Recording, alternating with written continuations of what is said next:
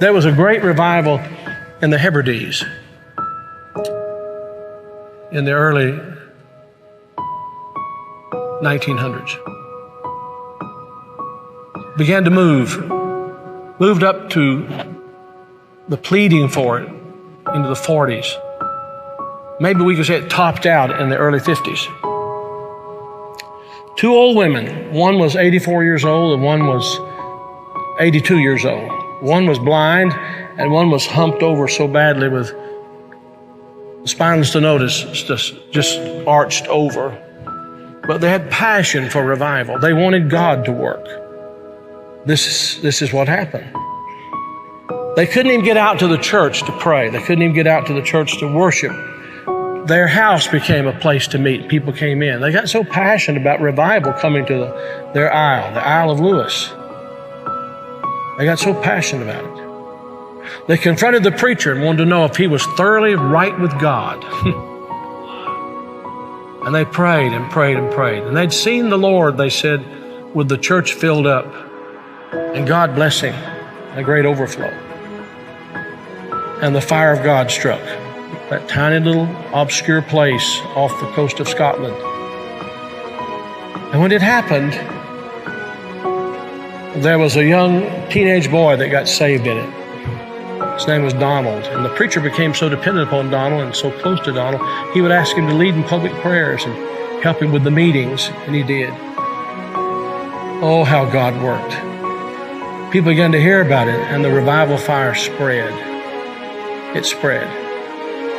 And God blessed in a great way. Those two old women, the kind of people don't want in a church anymore.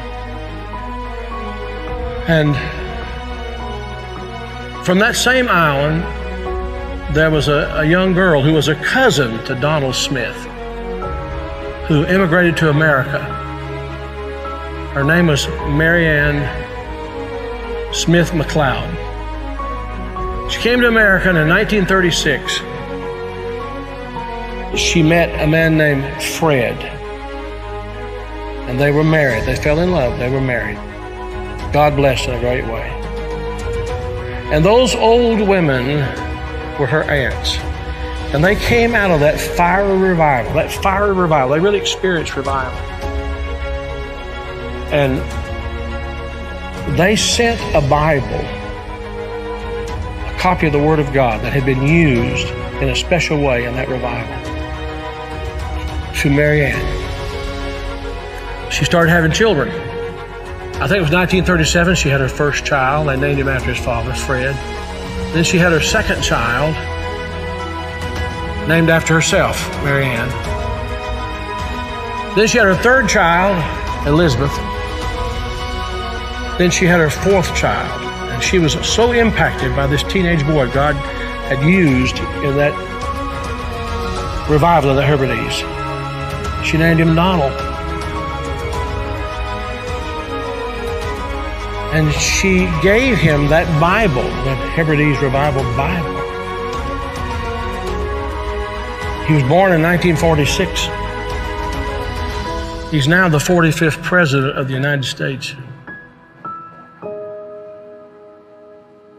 And that Revival Bible is in the Oval Office. I'm saying to you, I don't know how, why, I don't know how it all comes together. But I believe God is putting some things together to give us just a window.